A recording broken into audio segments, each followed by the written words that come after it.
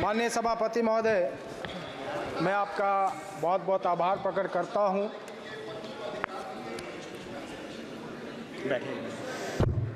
बैठिए माननीय सदस्य। धन्यवाद माननीय सभापति महोदय, मैं आपका आभार प्रकट करता हूं कि आपने मुझे बजट भाषण पर बोलने का मौका दिया। सर्वप्रथम मैं इस बजट का समर्थन करता हूं। साथ ही साथ देश के यशस्वी प्रधानमंत्री श्री नरेंद्र मोदी जी और केंद्रीय वित्त मंत्री श्रीमती माननीय सदस्यों से आग्रह कर रही हूं, प्लीज उनका सभी माननीय सदस्यों से बहुत बहुत धन्यवाद करता हूं कि एक सर्वस्पर्शी और सर्वव्यापी बजट इस सदन में प्रस्तुत किया गया है। मैं माननीय प्रधानमंत्री जी को उनकी तीसरी टर्म का पहला बजट और साथ ही साथ श्रीमती निर्मला सीतारमण जी का यह 7वां बजट भाषण है, उनको बहुत बहुत बधाई देता हूं। इस बार का बजट इस देश को एक नई दिशा देने वाला बजट है, जो इस देश के विकसित भारत के संकल्प को पूरा करेगा। देश को आत्मनिर्भर बनाने की दिशा में एक बड़ा कदम है। निश्चित रूप से ये एक गरीब कल्याण वाला बजट है। माननीय सभापति जी, जिस प्रकार से पिछले 10 वर्षों के दौरान 25 करोड़ गरीबी की रेखा से बाहर निकले हैं, मैं इसके लिए माननीय प्रधानमंत्री जी का धन्यवाद करता हूं। ये बजट गरीब कल्याण का बजट होते हुए साथ ही साथ 80 करोड़ गरीबों को लगातार मुफ्त राशन दे रहा है। साथ ही साथ जिस प्रकार से इस बजट में प्रधानमंत्री आवास योजना के तहत 3 करोड़ अतिरिक्त घर बनाने की घोषणा की गई है, निश्चित रूप से वे घरों के लिए एक बहुत बड़ा तोहफा है। शिक्षा के क्षेत्र सहित रोजगार एवं कौशल प्रशिक्षण के क्षेत्र में मोदी सरकार ने विशेष रूप से इस बजट में प्रावधान किया है और निश्चित रूप से इस देश के युवाओं को आत्मनिर्भर बनाने की दिशा में एक बड़ा कदम है। आने वाले 5 वर्षों के दौरान कौशल विकास के माध्यम से 4.1 करोड़ युवाओं को इसका लाभ मिलेगा। निश्चित रूप से देश में जो बेरोजगारी की समस्या है, वित्त मंत्री जी ने 1 करोड़ युवाओं को इंटर्नशिप के साथ साथ वेतन देने का जो ऐलान किया है, मैं समझता हूँ एक बहुत ही सराहनीय कदम है। केंद्रीय बजट में जिस प्रकार से युवाओं, महिलाओं, श्रमिकों, किसानों, शिक्षा, कौशल विकास तथा MSME के लिए विशेष तोहफे दिए गए हैं और साथ ही साथ जिस प्रकार से प्रदेशों को बाढ़ प्रबंधन और उससे जुड़ी परियोजनाओं के लिए सहायता प्रदान करने की घोषणा की है माननीय प्रधानमंत्री जी का और विशेष रूप से माननीय वित्त मंत्री जी का, मैं इसके लिए बहुत बहुत धन्यवाद करता हूं। मैं सभापति महोदय, माननीय प्रधानमंत्री जी और माननीय वित्त मंत्री जी का हिमाचल प्रदेश को जो वित्त वर्ष 2024-25 में पिछले वर्ष जो आपदा आई थी और जिसके कारण हिमाचल प्रदेश को बहुत नुकसान हुआ था, देवभूमि में बादल फटने से, भूस्खलन से विकास की जो गति शून्य पड़ गई थी और हिमाचल प्रदेश को दशकों पीछे जिसने धकेल दिया था, 509 लोगों की जिसमें मृत्यु हुई थी और ऐसा जख्म जो है बहुत सारे परिवारों को दे दिया गया जो कि ताउम्र भरा नहीं जा सकता। ऐसे समय में जो प्राकृतिक आपदा के समय में पुनर्वास के लिए आर्थिक मदद देने का ऐलान किया है, मैं माननीय प्रधानमंत्री जी का इसके लिए बहुत बहुत धन्यवाद करता हूं, बहुत बहुत आभार प्रकट करता हूं। मुझे ये भी कहना है कि बहुत सारे हमारे जो सामने विपक्ष के साथी हैं, जब हिमाचल की बात हो रही थी तो बहुत सारे लोग टिप्पणी कर रहे थे।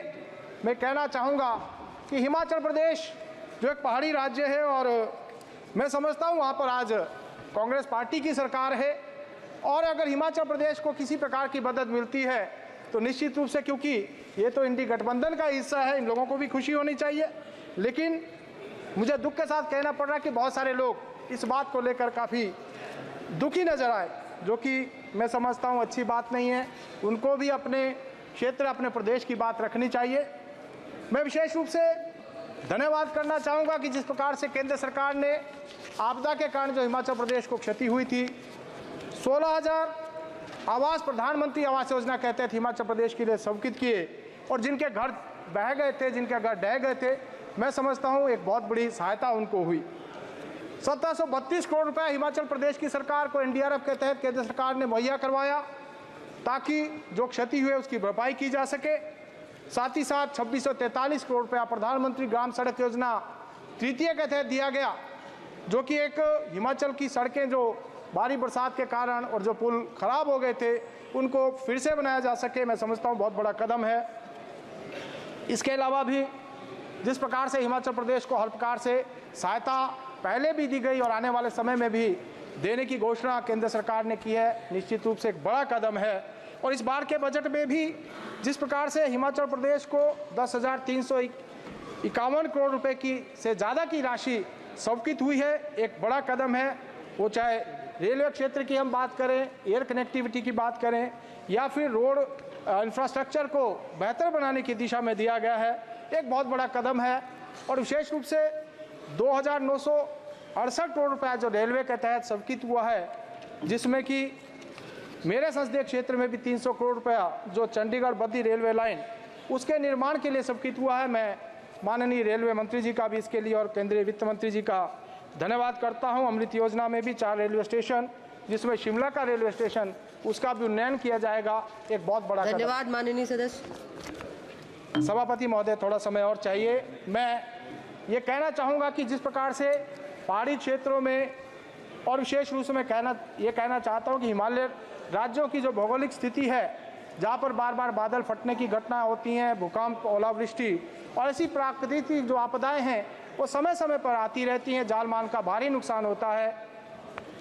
इन राज्यों में विशेष रूप से मैं पहाड़ी राज्यों की बात करना चाहूँगा, जिसमें चाहे हिमाचल प्रदेश है, उत्तराखंड है, असम है, जम्मू कश्मीर है, मणिपुर है, मिजोरम है, अरुणाचल, मेघालय, सिक्किम, नागालैंड, त्रिपुरा, ऐसा करके जो राज्य हैं इनके लिए जैसा कि पूर्वोदय की तर्ज पर एक अलग से मंत्रालय या फिर मंत्रालय में एक विभाग गठित किया जाए, जो इन क्षेत्रों में जो इस प्रकार की प्राकृतिक आपदाएं आती हैं उनका निरीक्षण करे और समय समय पर इन प्रदेशों को उनकी आवश्यकता अनुसार सहायता भी मुहैया करवाए। ऐसा मैं आपके माध्यम से केंद्र सरकार के ध्यान में इस बात को लाना चाहूँगा।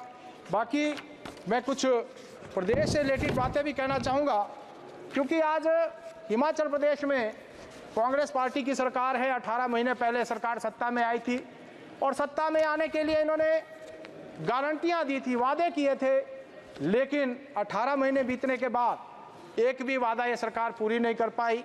विकास को ग्रहण सा लग गया है और जो योजनाएं पूर्व सरकार ने हिमाचल प्रदेश में स्वीकृत की थी, उन योजनाओं को बंद करने का काम किया। मैं आपके ध्यान में लाना चाहता हूं कि आयुष्मान भारत योजना की तर्ज पर हिमाचल प्रदेश में हिमकेयर स्वास्थ्य योजना प्रदेश सरकार ने शुरू की थी, जिसमें प्रत्येक व्यक्ति को मुफ्त इलाज की सुविधा दी गई थी। लेकिन इस सरकार ने सत्ता में आने के बाद उस योजना को बंद कर दिया।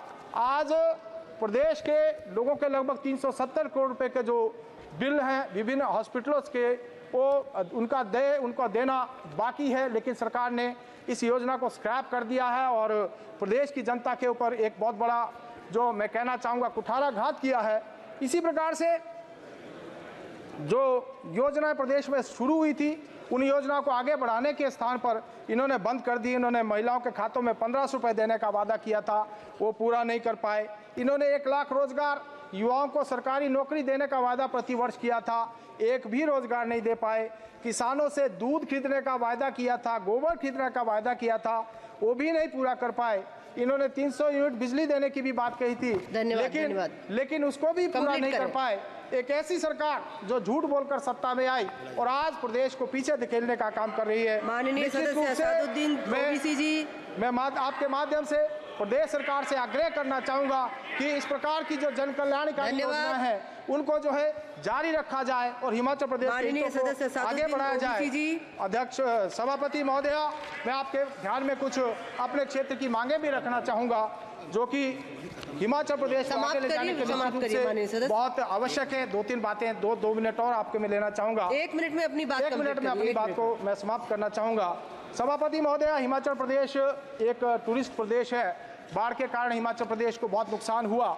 मेरा यह आग्रह रहेगा कि हिमाचल प्रदेश को टूरिज्म की दृष्टि से विकसित करने के लिए और अधिक सहायता दी जाए, ताकि हिमाचल प्रदेश का और विकास हो सके। PMGSY 3 की तर्ज पर हिमाचल प्रदेश में जब अब PMGS 4 की घोषणा इस बजट में की गई है, उसमें भी हिमाचल प्रदेश में अटल टनल की तर्ज पर टनल्स बनाकर जो है सड़कें बनाई जाएं, ताकि यहाँ जो चाहे वो समय की बचत की बात हो या जो जाम की स्थिति है उससे छुटकारा मिल सके। ऐसा भी मेरा निवेदन रहेगा। मेरे संसदीय क्षेत्र में एक CCI सीमेंट प्लांट लगा है जो कि जिला सिरमौर में राजवन में है। ये काफ़ी छोटा प्लांट है, इसको उन्नत किया जाए ताकि, क्योंकि वहाँ रॉ मटेरियल की कमी नहीं है और ज़्यादा उत्पादन हो सके। इसी प्रकार से CRF PMGSY में विशेष ध्यान हिमाचल प्रदेश का दिया जाए। हिमाचल प्रदेश में बहुत सारे छोटे धन्यवाद माननीय नदी नाले हैं, उनका चैनलाइजेशन किया जाए। और मेरे संसदीय क्षेत्र का औद्योगिक क्षेत्र पांवटा साहिब कालाम माननीय इसको रेलवे के साथ जोड़ा जाए। सभापति सभापति महोदय, आपने मुझे बोलने का मौका दिया।